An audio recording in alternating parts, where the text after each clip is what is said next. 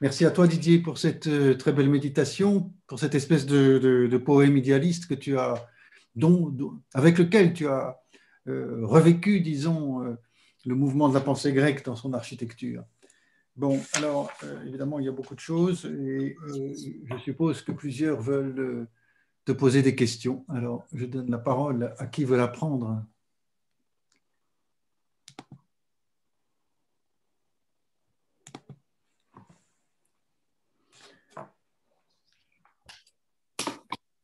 Il y a, alors pendant que chacun imagine la question à formuler, parce qu'il y a tant d'entrées dans ton propos qu'en effet, il n'est sans doute pas facile de t'interroger tout soudain. C'est un texte qu'on voudrait lire d'ailleurs que le tien pour y réfléchir davantage et ne pas improviser à son propos.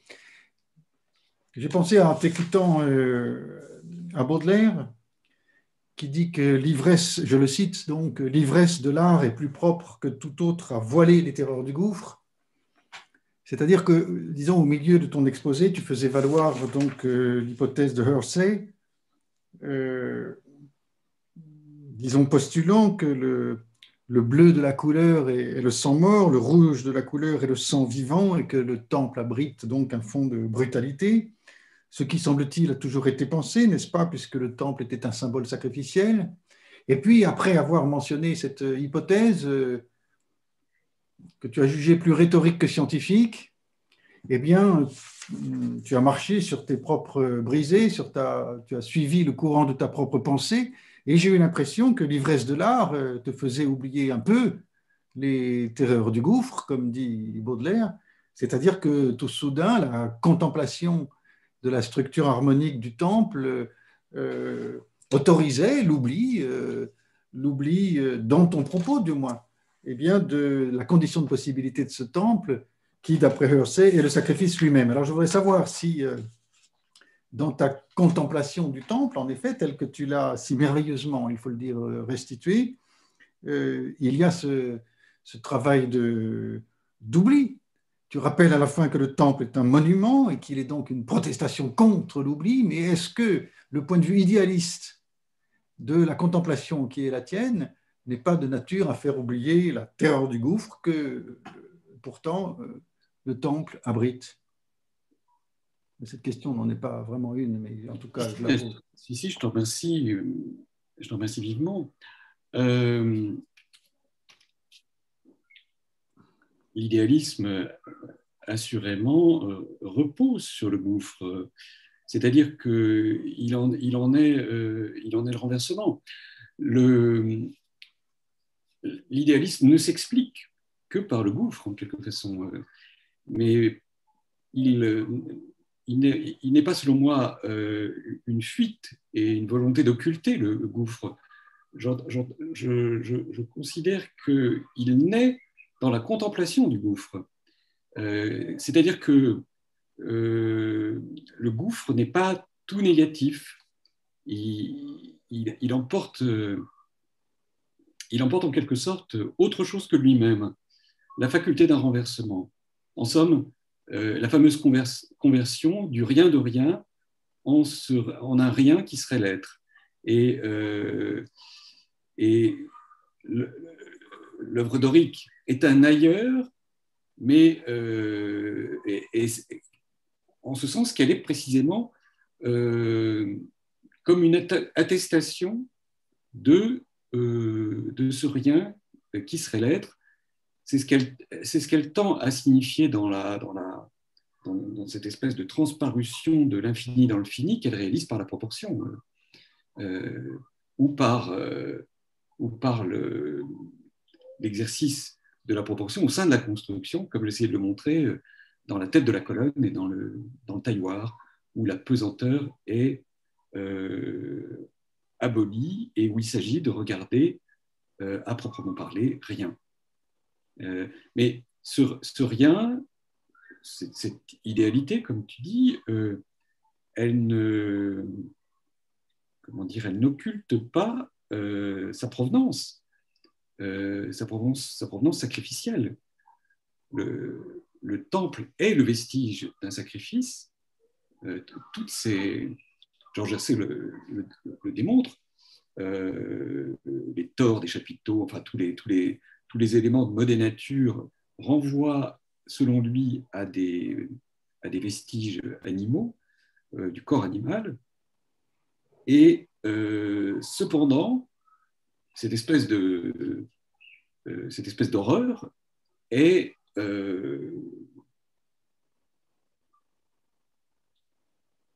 conjurée, dépassée, eh bien, par l'exercice de la proportion.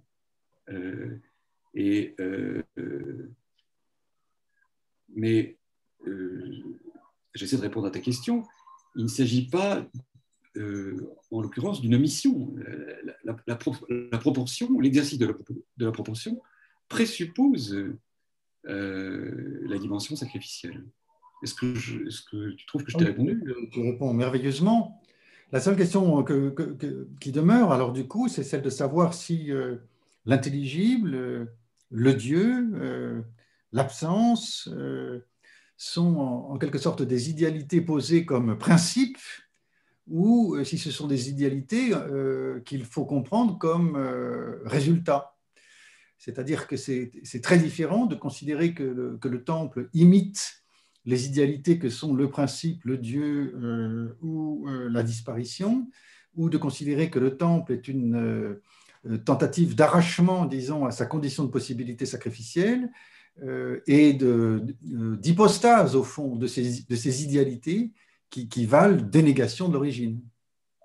Je ne sais pas là si j'ai bien formulé la question, mais il me semble souvent que dans un discours dans une pensée idéaliste de la forme, les visées de cette forme sont posées préalablement à elle. Il me semble que souvent l'intelligible et le Dieu sont, disons, interprétés comme principe de la forme. Alors que si l'on fait valoir l'origine sacrificielle de celle-ci, il est plus rationnel, à vrai dire, de penser que la forme tend à des idéalités qu'elle invente à partir de sa propre origine, au risque de méconnaître finalement ou d'oublier ou de censurer ou de dénier celle-ci. À nouveau, je ne sais pas si j'ai réussi à formuler. Voilà, bon, en tout cas, je ne suis pas le seul à m'interroger sur ton merveilleux exposé. Est-ce qu'il y a d'autres questions ou remarques ou... Jean Hérol. Je veux bien me risquer, après ce très bel exposé, cette sorte d'ode au temple, et en particulier au temple dorique, en réfléchissant, enfin, en vous écoutant, je réfléchissais aux formes très diverses des origines de l'architecture. Alors, je crois que l'archéologie peut parfois démontrer le lien très direct entre le lieu du sacrifice et l'érection d'un temple ou d'un proto-édifice en quelque sorte. Je crois que les archéologues ont mis en évidence ce lien, par exemple à Stonehenge, où là on a des restes humains qui sont probablement des restes, qui sont même certainement des restes d'individus sacrifiés. Dans le système grec, ça c'est quelque chose, je crois que Quatremer de Quincy avait vu, c'est-à-dire que le système grec est un système indirect, c'est un système de l'abstraction, l'abstraction qui débouche sur la proportion, c'est-à-dire que je pense que même si on creusait sous la crépisse des temples, enfin il y a peu de chances qu'on y trouve des ossements, encore qu'évidemment on n'en sait rien, mais enfin c'est-à-dire que l'effet de second degré en quelque sorte est là pour mettre à distance les formes avec l'origine sacrificielle. Et cependant, ce qui est très étrange, c'est de voir que au-delà du dorique, si on pense par exemple à l'ordre corinthien tel qu'il nous est décrit par Vitruve, il faut quand même qu'il y ait un cadavre, c'est-à-dire cet enfant, cette jeune fille morte au pied de sa tombe, son ancienne nourrice vient poser un panier. Dans le panier, elle met ses jouets, elle pose une brique sur le panier et il y a un pied d'acanthe qui pousse et on a le motif corinthien, le motif de l'ordre corinthien. Même chose finalement pour l'histoire, enfin pour les origines de la peinture elle-même, le fameux mythe de la fille de Butadès, ce potier de Corinthe, bon, qui fixe le profil du visage de son amant qui va partir mais qui va pas revenir parce qu'il va très probablement à la guerre, il va mourir, etc. C'est qu'on a toujours l'impression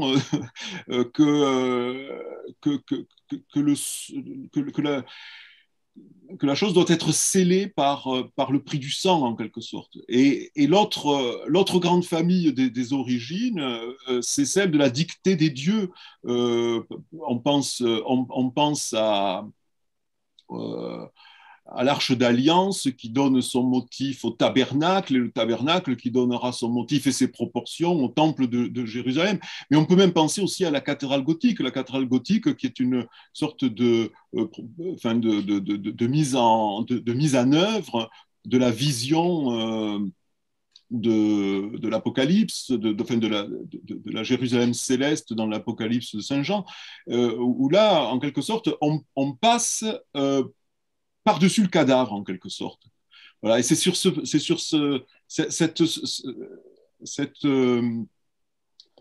euh, cette grande distance là entre ces deux familles là que j'aurais souhaité vous entendre. Vous voyez, c'est pas tellement une question, mais j'aurais souhaité avoir votre point de vue là-dessus. Alors, je vous remercie de cette question qui est comme capiteuse, capitale. Je vais y répondre de plusieurs façons. Tout d'abord, je voudrais procéder à une distinction. Il est excessif de nommer architecture toute l'édification qui précède le monde grec. Parce que, bien sûr, le mot architecture, il appartient en propre à la langue grecque. Ainsi, Stonehenge ou les pyramides peuvent difficilement être considérés comme architecture. Il y a des lieux qui ont le caractère de la sacralité, c'est-à-dire de la séparation, et effectivement, où des vestiges, des traces de sacrifices et de sacrifices humains peuvent être observés. Alors, il est certain qu'on peut établir une sorte d'étiologie de l'architecture de cette façon, aussi bien de l'architecture grecque. On ne trouvera pas des vestiges humains sous un stylobate de temple dorique, d'autant plus que le sacrifice se réalise non pas au lieu même du sacrifice, mais devant, c'est sur une table. Il ne se passe à proprement parler rien dans le naos. Donc, dans le monde grec, bien sûr, l'animal est mis en place de l'homme. En tout cas, c'est ce qu'on dit et répète depuis Fussel de Coulanges, et c'est ce qui a été répété dans l'idéalisme. Alors, deuxième chose, il faut prendre garde à la conception du classicisme qui est celle, du monde grec, qui est celle de l'époque néoclassique, qui est une imagination. C'est-à-dire que on est très habitué à raisonner sur une idéalité grecque à cause de Hegel, Schelling, et parce que leur pensée procède de Winckelmann, etc. Donc, Quatremer, évidemment, est une sorte de disciple français de Winckelmann.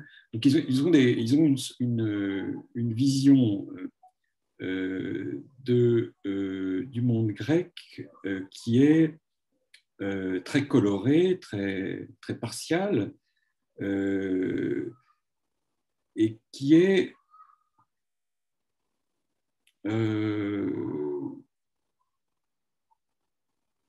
déterminé par une sorte de primat de l'intelligible qui me paraît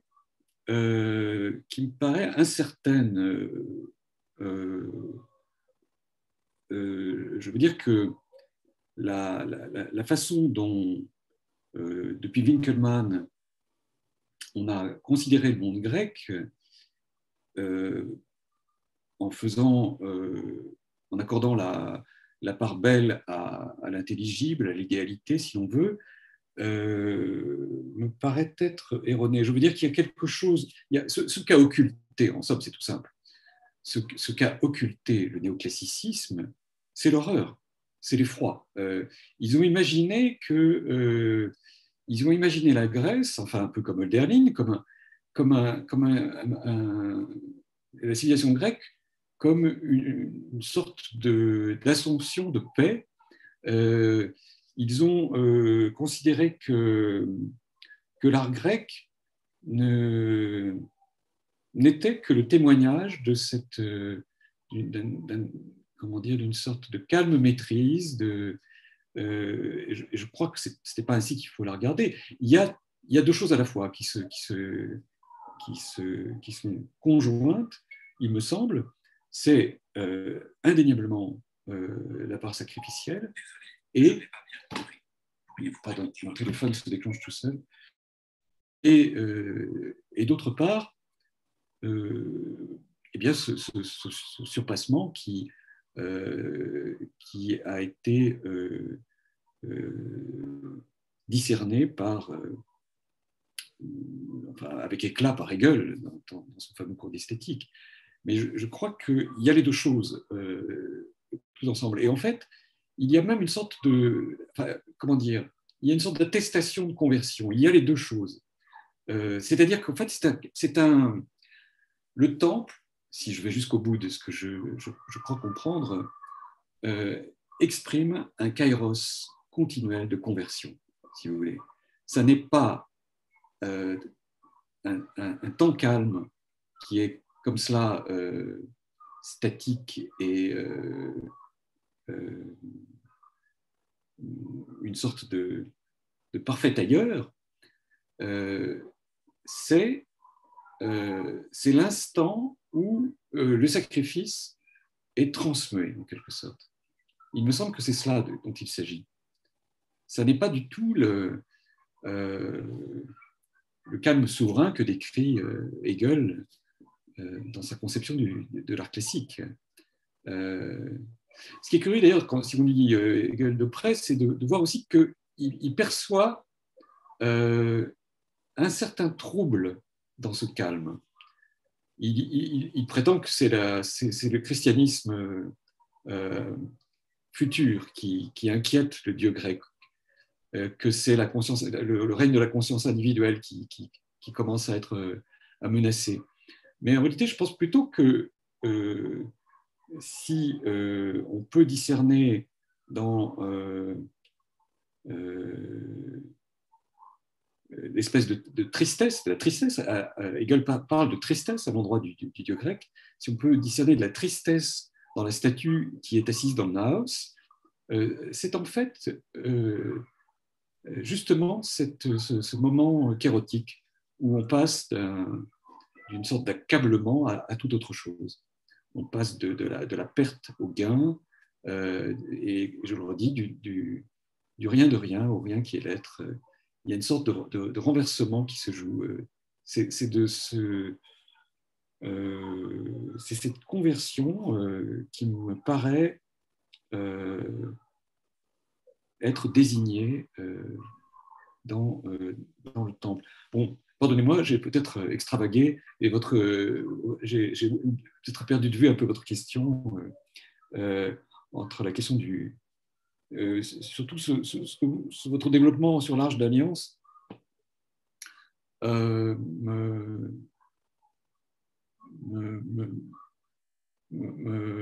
donnait à penser à tout l'usage que les architectes et la théorie de l'architecture a voulu faire des écrivains, du livre de l'Exode,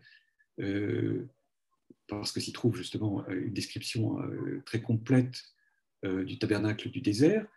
Et dans le moment où la théorie de l'architecture connaît un grand désarroi, une désorientation profonde, on juge nécessaire de refonder l'architecture sur, eh bien, sur la révélation, puisqu'en fait, il s'agirait d'une architecture révélée. Vous l'avez souligné, le tabernacle du désert, c'est la matrice du temple de Jérusalem. Ce n'est pas seulement l'endroit où on devait placer le temple du désert, c'est véritablement une sorte de réplique géante du tabernacle. Et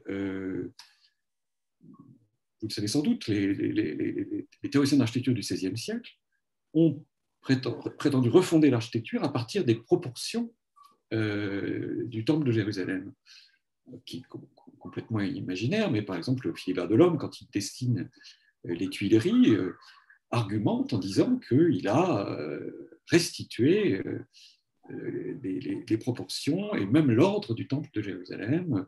Palladio lui-même, dans son premier édifice à Venise, le couvent, je ne sais plus comment, de la Vigne, a comme cahier des charges, enfin un humaniste a déterminé un cahier des charges, et il s'agit d'imiter le temple de Jérusalem. C'est la visée de beaucoup d'architectes de l'époque humaniste et classique. Alors, il y a un autre point qui me semble très intéressant dans ce que vous avez dit, c'est les théologies vitruviennes. Effectivement, il y a toujours un arrière-fond négatif dans l'origine ornementale. Ça, c'est vrai, c'est frappant. L'architecture provient de quelque chose de barbare, en quelque sorte, et de sanguinaire. Il y a ce que vous avez appelé le prix du sang. C'est frappant. C'est frappant. Bon, pardonnez-moi, je vous ai répondu de manière très erratique. Non, mais et alors, est-ce que je peux vous poser une seconde question? J'étais très frappé il y a quelque temps à la lecture de textes d'Eisenstein, qui est le cinéaste russe, qui était très au fait de cette origine sacrificielle du temple, très très au fait. Et il en tire des conséquences vraiment immenses pour son propre cinéma, puisqu'on a l'impression parfois qu'il en fait dériver la pratique même du montage cinématographique. C'est-à-dire le cinéma comme peut-être l'héritier alors pas de l'architecture en tant que telle, mais enfin, oui, peut-être du temple grec finalement, au sens d'un art de ce qui est fortement articulé. On découpe, on coupe et on réarticule, on remonte autrement. Et je trouve ce lien d'autant plus fascinant qu'au fond,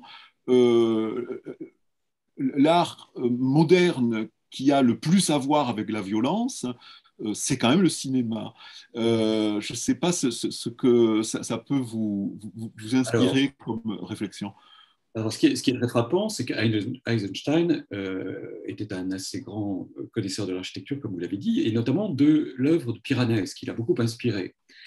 Et Piranèse, dans un moment de grand désarroi, qui est celui des Lumières, a, vous le savez, à la faveur d'une prétendue crise de paludisme, gravé son fameux recueil Carceri d'Invenzioni, dans lequel, c'est très intéressant pour le sujet qui nous occupe, il a représenté des architectures imaginaires, mais inspirées par toutes sortes de monuments qu'il avait relevés, et il y a représenté des êtres humains torturés. C'est-à-dire que c'est comme s'il avait souligné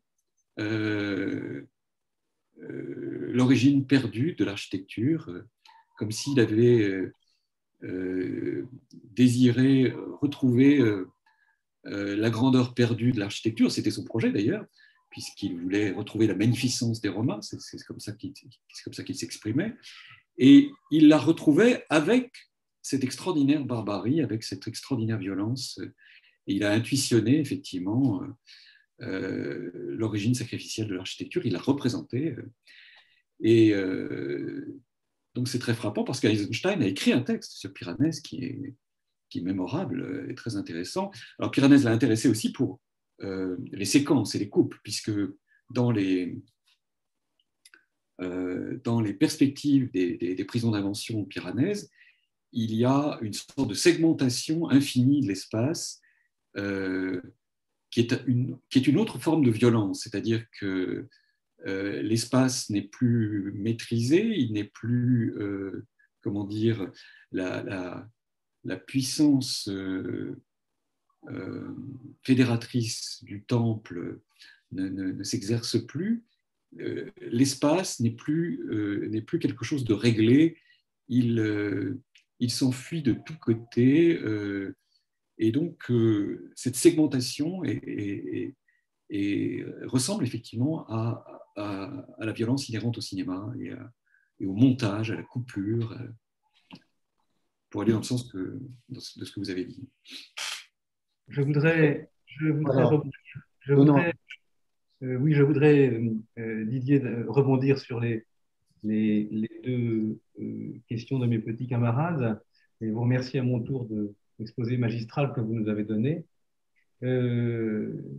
Remercier Jérôme et Jean d'avoir posé aussi les questions que je brûlais de vous poser. Donc, nous avons quand même bien déblayé le terrain, mais nous arrivons enfin maintenant à l'essentiel. Il a fallu tout ce temps, sans doute, pour arriver à l'essentiel, c'est-à-dire à la poésie et au poème. S'il y a un moment où votre propos bascule, c'est au moment où vous abordez le chapiteau et vous dites que seuls les chapiteaux ont la parole. Et à partir de ce point de votre exposé, vous basculez, plus encore que dans une méditation, dans un très très beau poème. Alors c'est sur l'articulation de la parole poétique au chapiteau que j'aimerais vous entendre davantage. Pourquoi est-ce le chapiteau qui parle dans la suspension, dans l'apesanteur réglée du temple? Pourquoi est-ce le chapiteau qui parle? Et est-ce qu'il ne parle pas en plusieurs langues? Vous avez privilégié, on ne sait exactement pourquoi, le dorique, il y a aussi l'ionique, et le corinthien fut fort justement rappelé. Est-ce qu'il n'y a pas là des diverses manières de parler? Ça, c'est un premier point, une première question que je voulais vous poser, ou plutôt une insistance que je voulais faire pour que vous puissiez nous en dire davantage. Et puis, deux poètes ont été cités dans la conversation. D'abord, le Baudelaire de Jérôme, tout à fait puissant dans ce combat qu'il met au jour. Et puis, Hölderlin, que vous avez très vite tendance à rabattre du côté de Hegel et Schelling, ou surtout de Winckelmann d'ailleurs, plutôt que de Hegel et Schelling, de Winckelmann, en disant qu'il y a chez Hölderlin une vision idéale de la Grèce. Non, pas du tout.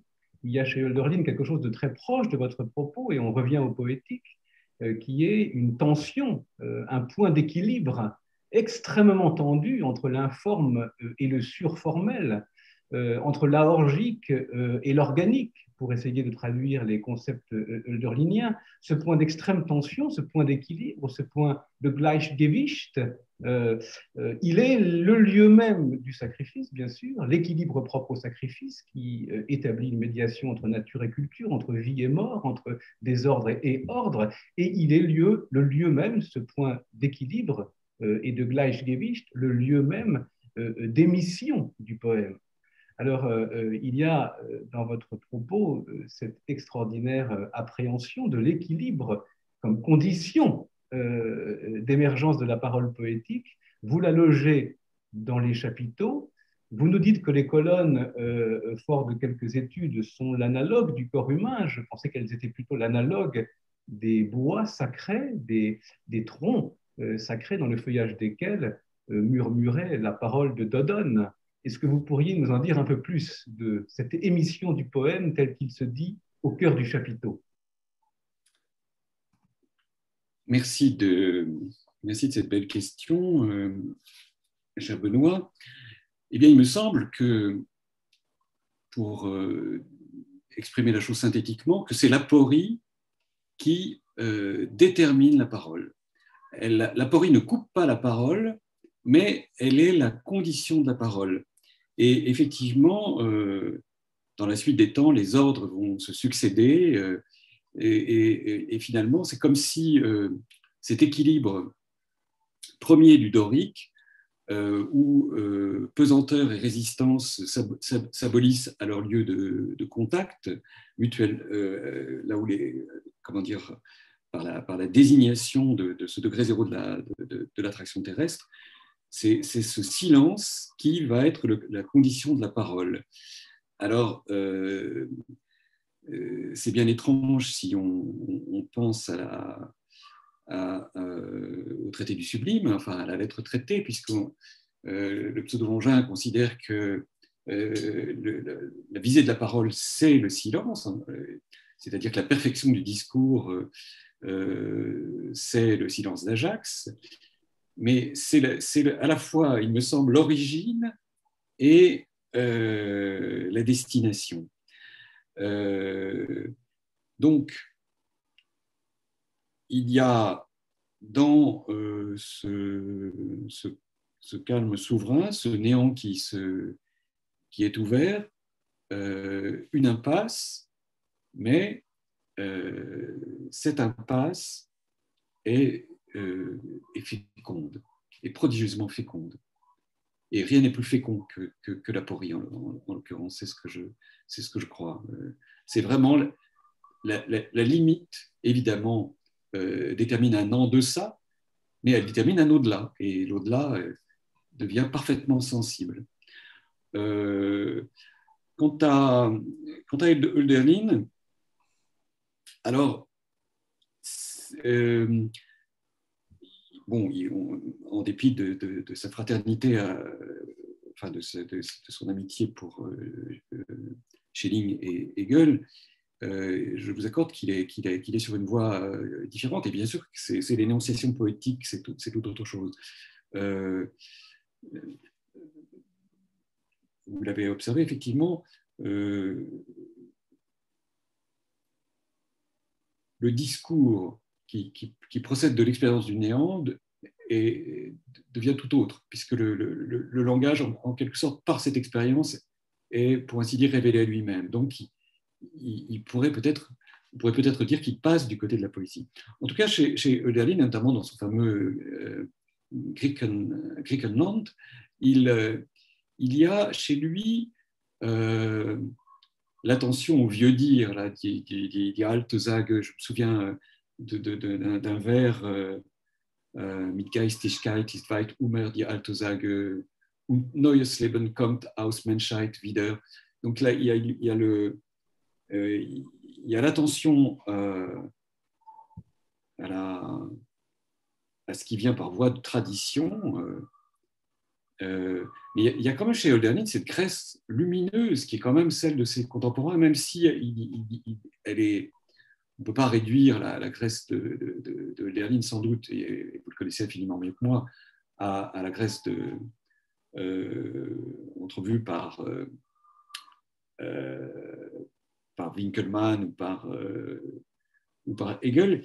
Il y a tout de même l'idée d'une sorte d'Arcadie qui est quand même la Grèce est quand même chez lui une nostalgie. Enfin, c'est curieux parce que dans certains de ses poèmes, notamment Griechenland, on a l'impression qu'elle est là, qu'elle ne l'a pas quitté, qu'elle est toujours là, qu'elle est latente. Et c'est-à-dire qu'on dirait que chez lui, elle n'est pas objet de nostalgie, véritablement, comme elle n'est pas révolue. Alors que chez Hegel, évidemment, elle est révolue à cause de sa conception de l'histoire. Mais la colonne, alors, évidemment, on peut penser au bois sacré, etc. Mais la colonne, très, très vite, c'est, comment dire, a été modulée, très vite est devenue anthropomorphique. Alors, c'est particulièrement évident dans l'époque hellénistique. Chez Vitruve, évidemment, c'est patent, puisqu'il explique clairement que toute la modularité architecturale est déterminée par le corps humain. Mais auparavant, Je crois que le tronc, alors il y a beaucoup de théoriciens de la fin du XVIIe siècle et du début du XVIIIe siècle, théoriciens de l'architecture, qui ont évidemment voulu regarder dans la colonne le tronc d'arbre, mais c'est sans doute à cause du grand poids du mot nature dans les pensées de l'époque et l'idée d'une sorte de naturalité de l'architecture. Je ne pense pas que pour les Grecs,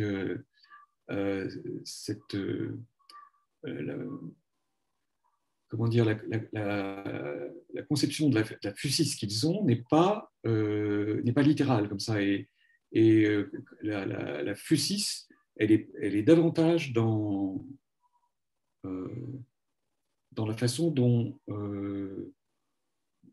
l'homme accède au principe, pardonnez-moi de le dire de manière un peu sibylline, mais que dans une sorte d'imitation littérale, comme les hommes du XVIIIe siècle, l'ont imaginé, en particulier Lavelogier, qui voyait très simplement dans le temple grec une cabane primitive et dans tous les ornements le souvenir de troncs d'arbres et d'assemblages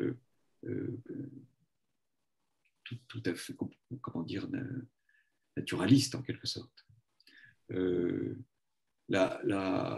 Si vous voulez, d'emblée, la colonne dorique, elle est soumise à l'antasis, ce qui n'a rien à voir avec un tronc.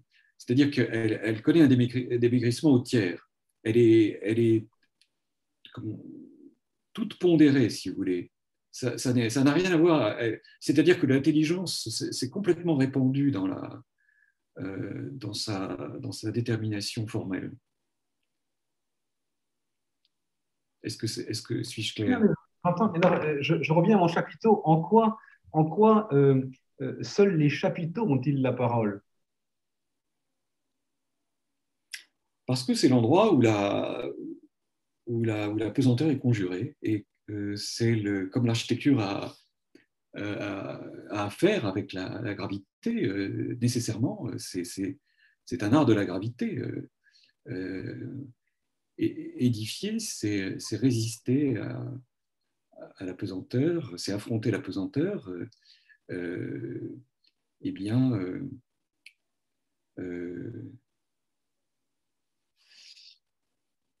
enfin, édifier en un sens grec, il faudrait peut-être que je procède à une distinction entre édification et architecture. Tout ce qui est édification n'est pas architecture. Pour qu'il y ait architecture, il faut qu'il y ait proportion, assurément. Mais seule la proportion permet de réaliser cette domestication de la gravité dont j'ai parlé. L'architecture n'est là que pour faire disparaître la gravité. Et cet endroit où la pesanteur est conjurée, qui détermine... C'est la tête du chapiteau. La pesanteur est conjurée dans toutes les parties de l'édifice, mais là où elle est désignée à l'attention, primitivement par les cannelures qui entraînent le regard vers le point de rencontre de l'architrave et de la colonne, il me semble que la signification primordiale de l'architecture, elle est là, dans ce suspens de la gravité qui est dans la tête de la colonne. Il me semble que la tête de la colonne, en particulier le tailloir, montre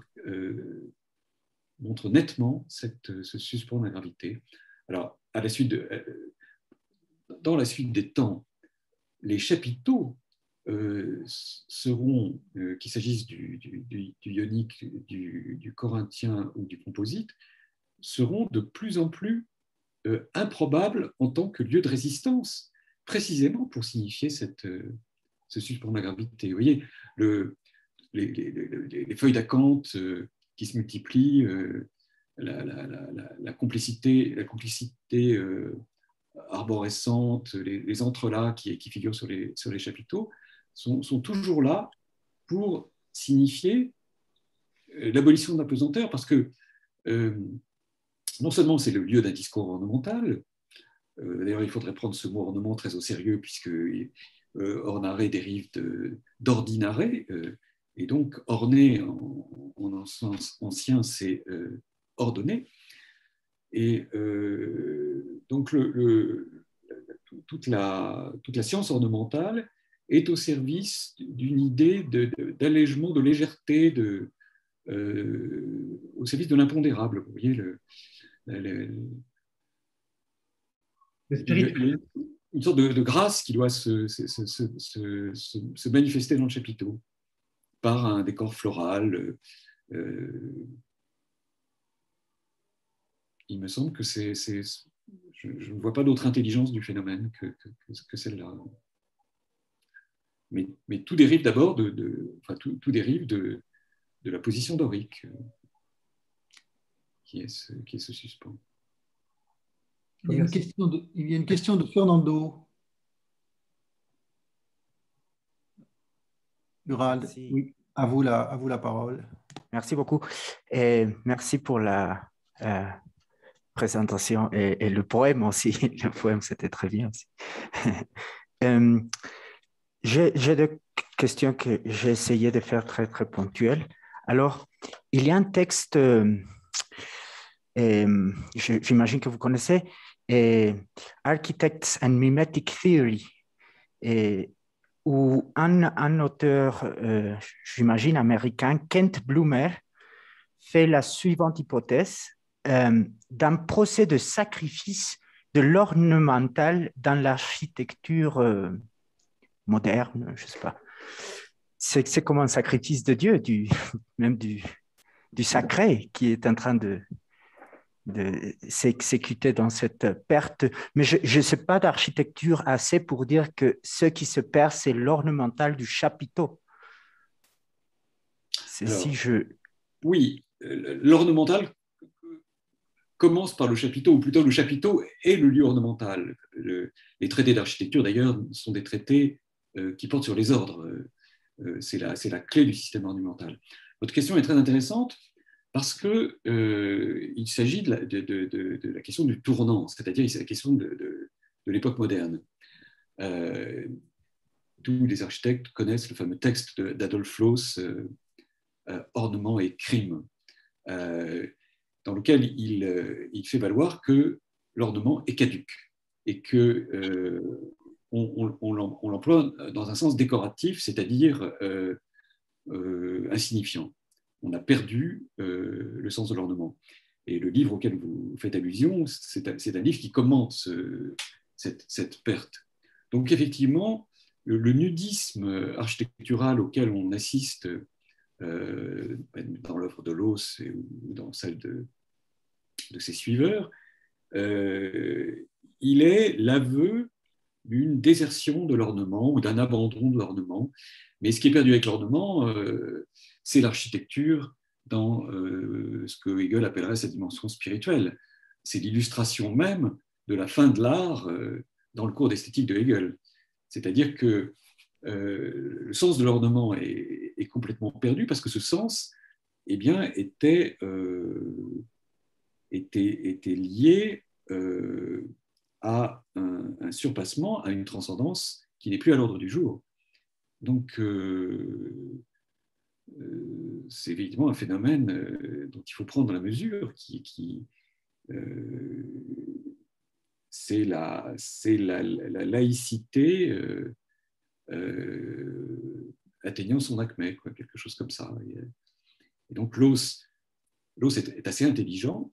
Il sait quel a été le rôle déterminant, fondateur, primordial de l'ornement, et c'est parce que l'ornement a perdu ce sens qu'il considère qu'il faut le proscrire, et que ce qu'il nomme criminel, en vérité, ça n'est pas l'ordre décoratif, c'est-à-dire une conception frivole de l'ornemental. Et c'est ce qu'il critique dans le Jugendstil et sans doute a raison. Y a-t-il d'autres questions, les amis?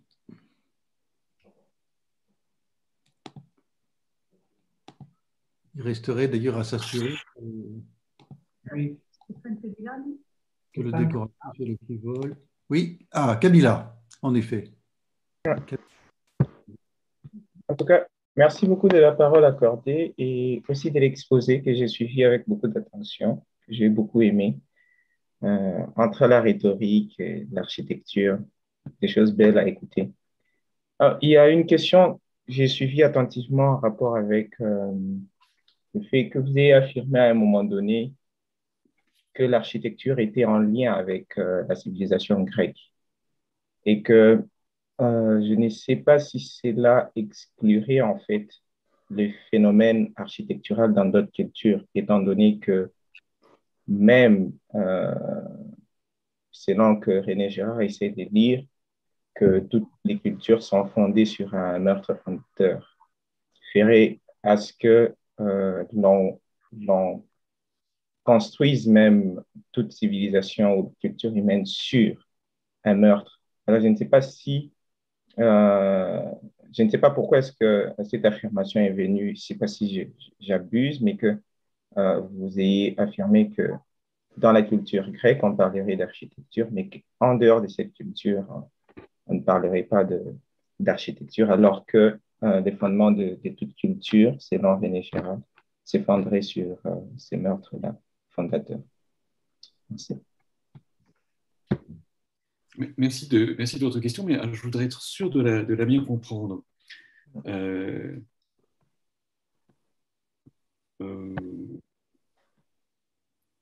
Est-ce que vous voulez me demander si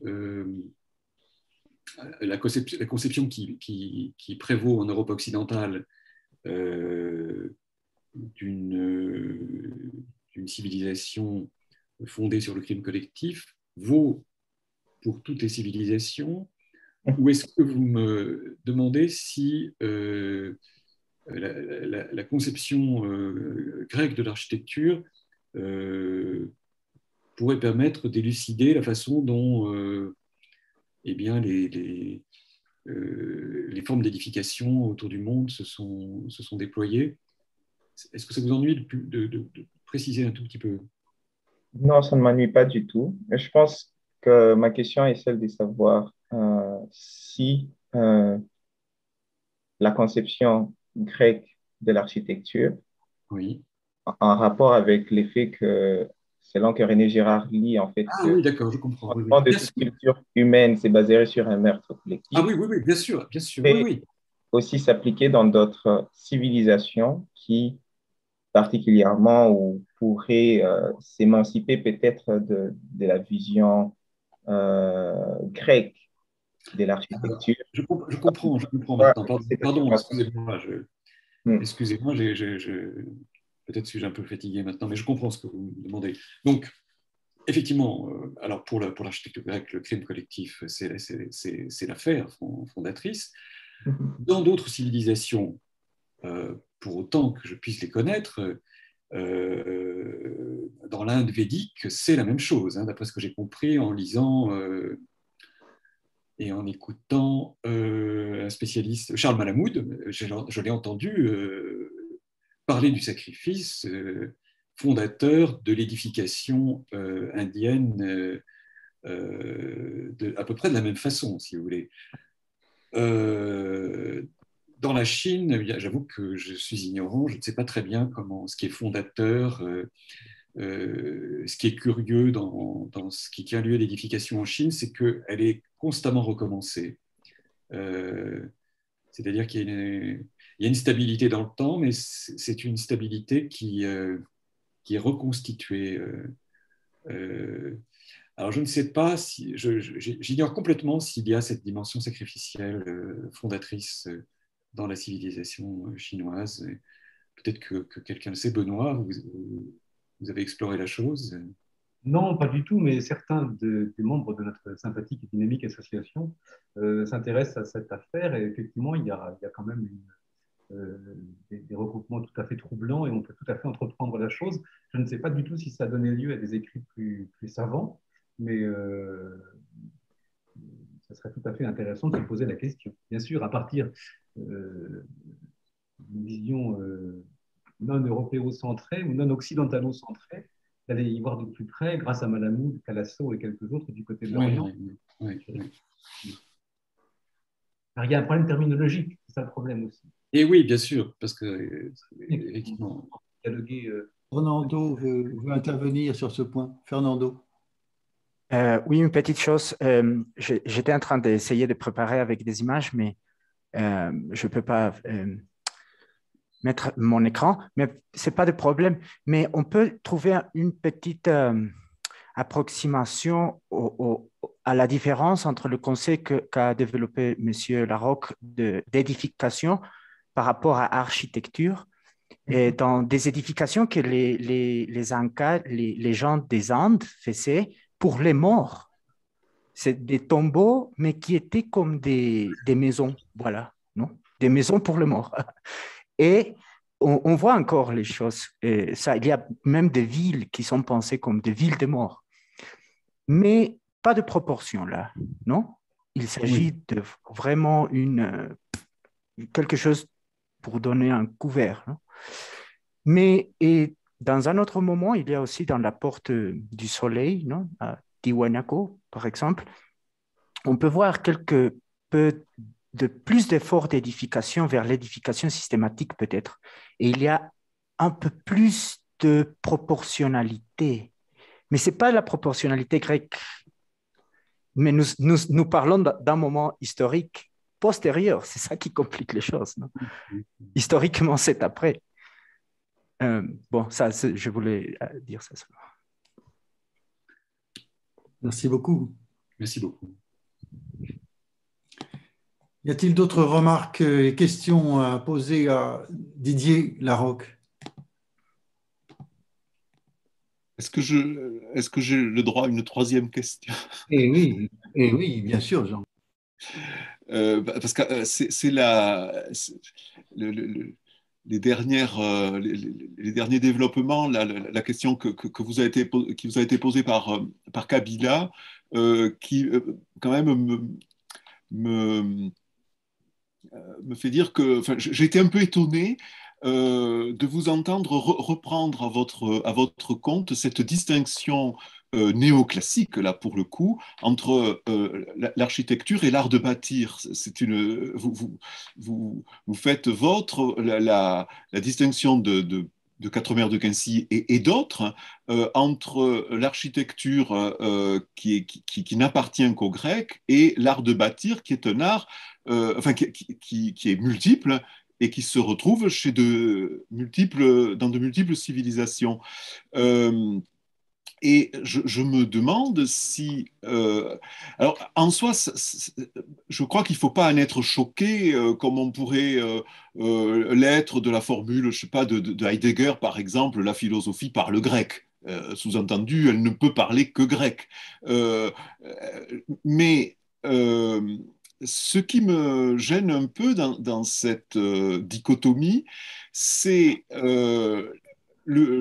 qu'elle amène nécessairement à exclure l'architecture grecque de l'histoire, finalement. C'est-à-dire que toutes les autres architectures sont soumises à des phénomènes historiques, elles ont un développement, elles peuvent errer dans comme l'architecture gothique dans des formes capricieuses, etc. C'est ce que dit Quatremer de Quincy. Et il y a une seule architecture qui, elle, parce qu'elle est d'une certaine façon mathématique, est anhistorique. Et ça me paraît quand même problématique de souscrire à l'idée d'une architecture anhistorique parce que finalement, ça semble créditer l'idée, alors là pour un petit peu girardiser autrement, bon, René Girard parlait du mensonge romantique, là il y aurait quelque chose comme un mensonge classique qui maintiendrait hors de toute portée historique, une forme parfaite, etc. Et d'ailleurs, dans votre exposé, tout le travail des romantiques depuis Hittorf, la Brouste, Duban, tous ces... bon, ils n'ont rien fait d'autre que d'essayer de resituer cette architecture dans le devenir historique, avec le fatras des boucliers, des lances, des trépieds, etc., qui encombraient les temples, enfin, qui étaient des lieux de vie. Les graffitis que la Brouste s'ingénie à reproduire sur les temples de Paestum, etc. Tout ça, c'était vivant, quoi. C'était vivant parce que c'était pas anhistorique, justement.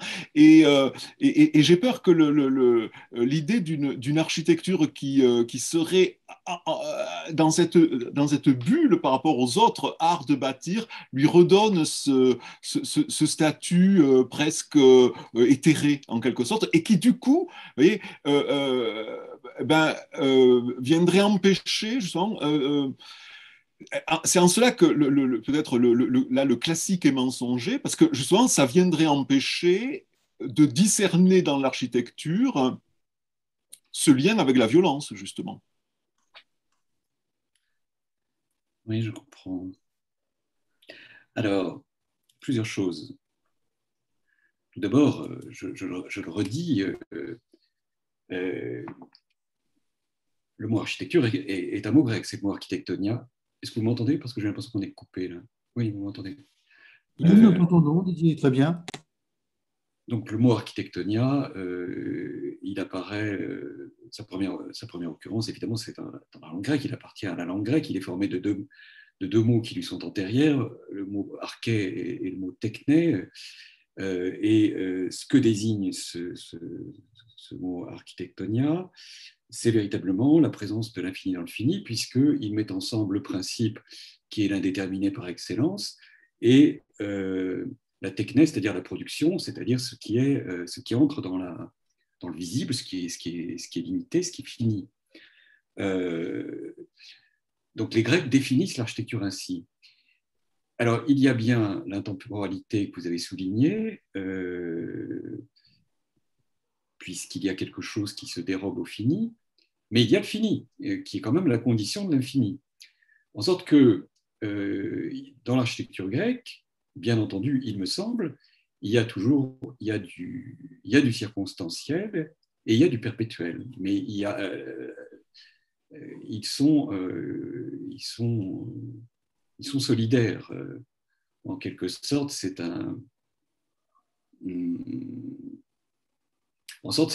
temple grec est une harmonie néoplatonicienne de l'intelligible et du sensible. Il n'y a pas de, je ne pense pas qu'il y ait ce mensonge dont vous parlez, ou celui d'un art qui serait totalement indifférent au temps. Il n'est indifférent au temps que partiellement. Et donc, la réactualisation dont vous avez parlé à l'endroit de la Brouste par ce système d'ornement, c'est quelque chose qui, à mon avis, entre dans le... Enfin, c'est-à-dire que le classicisme grec se constitue comme histoire parce que précisément, il doit être renouvelé au sens où sa part circonstancielle se modifie et appartient à l'histoire. Ensuite, l'autre question, celle de l'exclusion, ça n'est pas parce que ne peuvent pas être nommées architecture d'autres formes d'édification appartenant à d'autres civilisations que un jugement de valeur est prononcé qui les situerait au-dessous ou au-dessus, d'ailleurs, je ne sais pas. Je n'ai parlé du monde grec que parce que c'est celui que je connais un peu, mais je sais qu'il y a des formes d'édification qui ne sont pas, justement, qui ne me semblent pas toutes historiques. Il suffit de faire quelques pas dans le Tao pour comprendre qu'il y a enfin, je ne sais pas si les mots que je vais employer sont convenables en regard du Tao, mais il y a une esthétique de l'intemporalité qui est visée par le moyen de la circonstance aussi bien. C'est ce que j'ai cru comprendre. C'est-à-dire qu'il y a un pressentiment de l'infini dans le fini assez comparable mais qui s'exprime tout à fait différemment, assez comparable à la visée du monde grec. Et dans ce que fait entendre Charles Malamud à l'endroit de la ritualité, de l'édification védique, là aussi, il y a quelque chose qui est une circonstance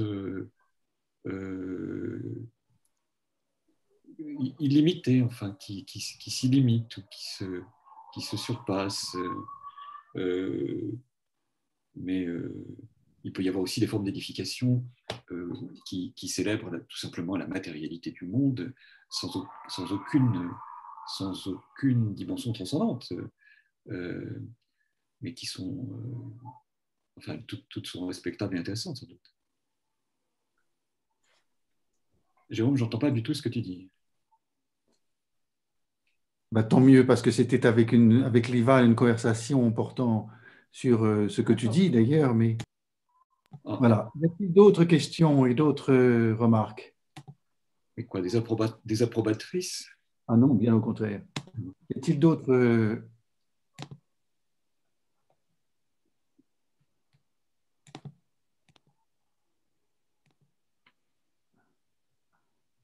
Bien, je vois quand même une petite main chez Emmanuel et Benoît.